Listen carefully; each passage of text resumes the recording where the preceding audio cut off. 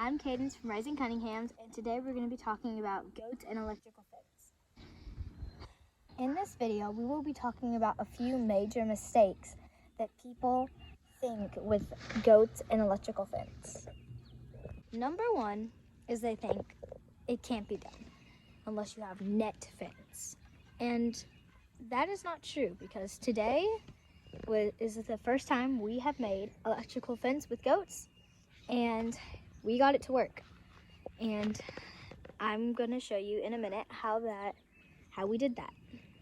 Another mistake that people will make is they get the goats and then they put them in a pasture for way too long, even if that's just a day. They put them in an electrical fence, and that could even just be, we have a decent sized pasture out here, and this lasts them half a day.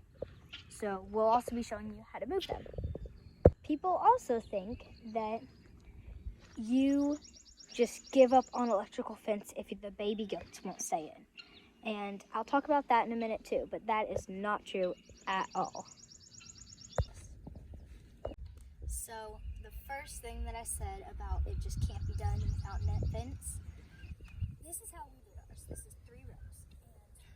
And you don't really have to worry about, this is off by the way, so I'm not gonna electrocute myself or anything. But what I was saying is you don't really have to worry about the top, because very few goats will actually try to jump that. You mainly have to worry about the bottom and baby goats, and I'll talk about that later. But the middle, on these stakes, we like to have these two very close together, and these are the two that we turn on. We only have one charger, so we actually just clip it together here and electrify them both. But we only like these ones up, and this one's just so they don't walk over it. But we've already had all of our goats test this out. And this, where we have almost as low as possible, but this one broke off on this one, which is not a very good example, but we have it just one above low as possible, which that's different for different kinds of electrical stakes. But we like this one because it has plenty of room for any size difference. And we went through here and we changed it like 5 times just to see what worked best. And we figured out just not lowest to the ground, just a little above that, and then somewhere in the middle, and then not high, not really high at all actually. And the only reason why I think this works is because the goats rarely ever try to jump over fencing. They always try to go through it, and this looks like they could go through it until they actually come to sniff it, and then they get shocks. So 3, I think, is your minimum. When it comes, you can always have more. You can fill all these up, then there's no chance goats are getting out. Even babies, which I'll talk about that in a minute too. But this, I think 3 is your minimal. So another thing is keeping baby goats in. A lot of people think, well, my baby goats aren't staying in. Electric fence sucks. And on a 3-row, which I think is the minimum, baby goats, they're not going to stay in. Because at least with our charger, it just sends shocks. And that baby goat, every time I've seen this happen so many times, they sniff the wire, it's still off. They sniff it, it shocks them, and they leap through. And it just doesn't happen quick enough for them to react again and send them back. As soon as they get shocked, they leap through. With adult goats, they sniff it, and once they get shocked, they leap back. I don't know why that is, but the baby goats always lunge forward through any hole, under, through anything. It does not matter, but the parents always throw themselves backwards. The babies will even push this up just to get through.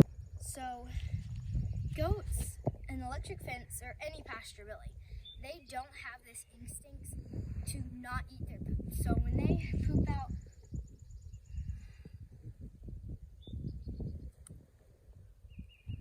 that's why you always have the electric fence on, even when you're doing it.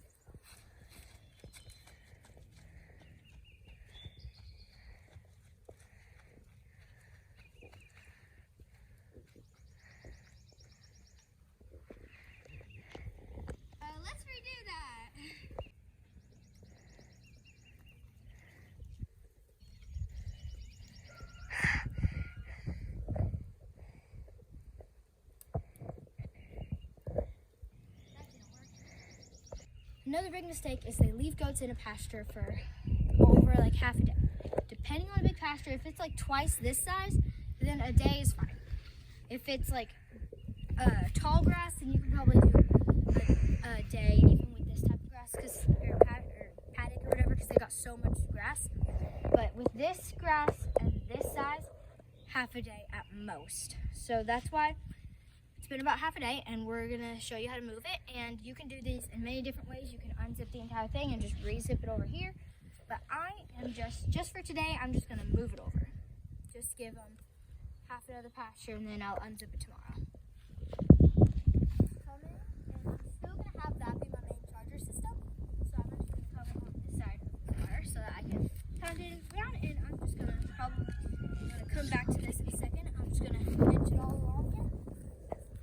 When you're pulling these up, it helps if you go from the bottom. Use your legs, not your body. Just gonna come on in as far as it'll let me. Down it in here somewhere. But I'm gonna come back to you anyways. So now I'm gonna pinch this one. Just kind of repeat it for the entire paddock. Everything's where you want it to be, and nothing is. I mean, I'm still gonna have a few grass from today, but today's a hot day and very possible. But today's just a hot day, so I want to have some of the same shade from this tree here.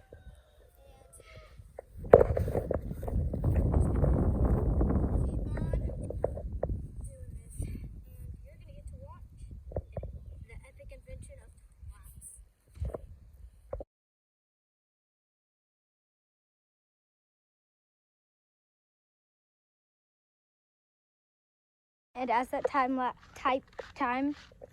lapse showed, we like doubled. Well, I guess it really does look like we doubled the size of this paddock, just because of all the fresh grass. We just moved it a few feet, and now they have plenty more grass to eat, and that'll last them the rest of the day, all night, and then we'll move them again tomorrow. And yeah, and now just a lot of bloopers. Hey, baby goat, don't eat my flowers. Thank you. Go.